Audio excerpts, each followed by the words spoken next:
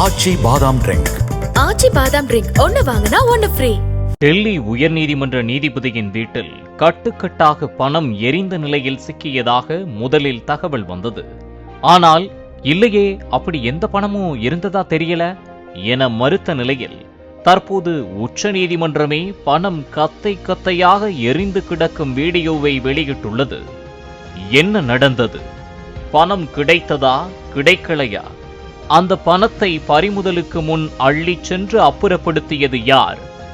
உச்ச நீதிமன்றம் என்ன சொல்கிறது? நீதிபதியின் விளக்கம் என்ன? இந்த செய்தியில் பார்க்கலாம்.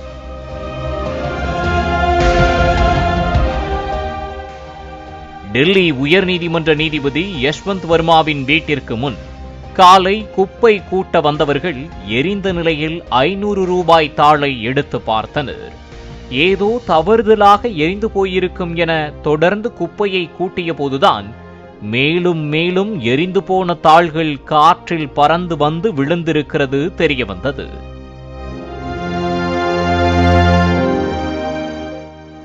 பின் அவரது வீட்டின் முன்பாக ஊடகங்கள் குவிந்தன.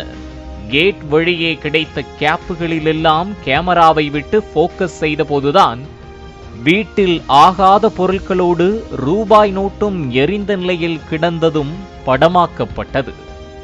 இது குறித்து டெல்லி தீயணைப்புத்துறை தலைமை அதிகாரியிடம் செய்தியாளர்கள் பேசியபோது ஜட்ஜ் வர்மாவின் வீட்டில் உள்ள ஸ்டோர் ரூமில் தீப்பிடித்தது பற்றியும், ஆனால் அங்கு சந்தேகத்திற்கிடமான பொருட்கள் ஏதும் எரியவில்லை என்றும் கூறினார். 5 முதல் 6 மூட்டைகளில் பணம் இருந்ததாகவும் அது எரிந்து போனதாகவும் கேள்வி கேட்கப்பட்ட போது அதற்கு அதுபோன்று எதுவும் இருந்த மாதிரியான ரிப்போர்ட் வரவில்லை என்றார். மனைவியோடு ஹோலி விடுமுறையை கொண்டாட புறப்பட்ட நீதிபதி வர்மா தீ விபத்து ஏற்பட்ட போது மத்திய பிரதேச மாநிலத்தில் பயணித்துக் கொண்டிருந்தாராம். தனது மகள் மற்றும் தனி அலுவலரின் தீ விபத்து தகவலை அடுத்து அவர் வீட்டிற்கு திரும்ப வந்துள்ளார். அவரும் டெல்லி போலீஸ் கமிஷனரின் விசாரணையின் போது தன்னாலோ தனது குடும்பத்தாலோ அங்கு பணம் எதுவும் வைக்கப்படவில்லை என கூறிக்கொண்டிருந்த போதே இந்த வீடியோவை தனது போனின் வாட்ஸ்அப்பில் காட்டினார் கமிஷனர்.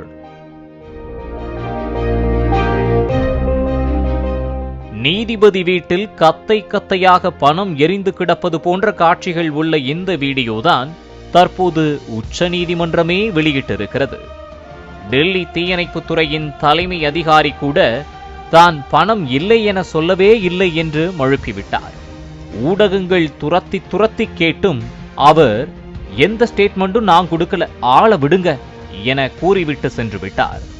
உண்மையில் தீ விபத்து நீதிபதியின் வீட்டில் நடைபெறவில்லை. நீதிபதி வர்மாவின் வீடு அமைந்துள்ள வளாகத்தில் பழைய ஆகாத பொருட்கள் போட்டு வைக்கும் ஸ்டோர் ரூம் போன்ற அறையில் ஏற்பட்டிருக்கிறது. அந்த அறைக்குள் பழைய பெட், பயன்படுத்தாத பர்னிச்சர், பழைய ஸ்பீக்கர், பழைய பாத்திரங்கள், பாட்டில்கள், தோட்டத்திற்கு தேவையான பொருட்கள் தான் இருந்ததாக நீதிபதி வர்மா கூறியுள்ளார். அந்த அறையில் தீயை அணைக்கும் போது தனது பாதுகாப்பு அலுவலரும் தனது மகளும் உடன் நின்றார்கள் என்றும் அப்போது எந்த பணமும் அங்கு இல்லை என்றும் அவர்கள் பதிலளித்ததாகவும் கூறியிருக்கின்றார். நெருப்பு கொழுந்துவிட்டு எரிந்ததால் பாதுகாப்பு கருதி தனது மகளையும் பாதுகாப்பு அதிகாரிகளையும் அங்கிருந்து தீயணைப்புத் துறையினர் செல்லுமாறு கூறியதால் அவர்கள் அங்கிருந்து சென்றுவிட்டதாக கூறியிருக்கிறார். மறுநாள் காலை அவர்கள் அங்கு சென்று பார்த்தபோது அங்கு பணம் எதுவும் இல்லை என்று சொன்னதாக விளக்கமளித்திருக்கிறார் நீதிபதி வர்மா. அந்த அறைக்கு சென்று வர பணியாட்கள், காவலாளிகள், பொதுப்பணித்துறை அதிகாரிகள் அனைவருக்குமே அனுமதி இருந்ததாகவும் குறிப்பிட்டிருக்கிறார். அத்தோடு அந்த அறையை ஸ்டேஃப் கோட்ரஸின் பின்பக்க வழியாகவும் அணுகலாம் என்றும் விளக்கமளித்திருக்கிறார்.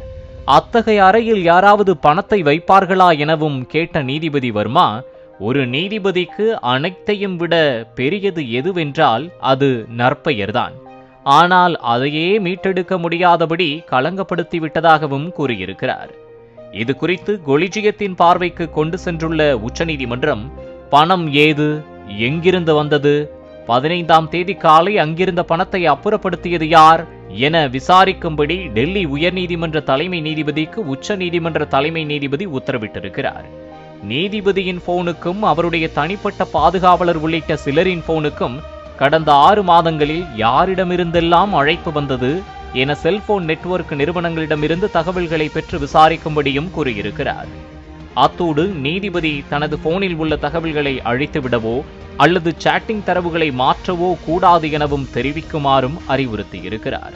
சாதாரண தீ விபத்திற்கே தீ விபத்து ஏற்பட்டதற்கான காரணம் அறிய தடயங்கள் சேகரிக்கும் பணி நடக்கும் எனில் தடய சேகரிப்பு முன்பே அந்த அறையை சுத்தம் செய்தது யார்? பணம் இருந்ததை பார்த்தும் பறிமுதல் செய்யாதது ஏன்? முக்கியமாக தீயணைப்பு துறையினர் வரும்போதே அந்த ஸ்டோர் ரூம் பூட்டப்பட்டு இருந்ததா அல்லது பூட்டு உடைக்கப்பட்டதா என பல கேள்விகள் எழுந்துள்ளன. மக்களுக்கு நீதித்துறையின் மீதான நம்பிக்கை குறித்த வழக்கு என்பதால் விசாரணையின் போது இதற்கான மர்ம முடிச்சுக்கள் விரைவில் அகலும் என எதிர்பார்க்க.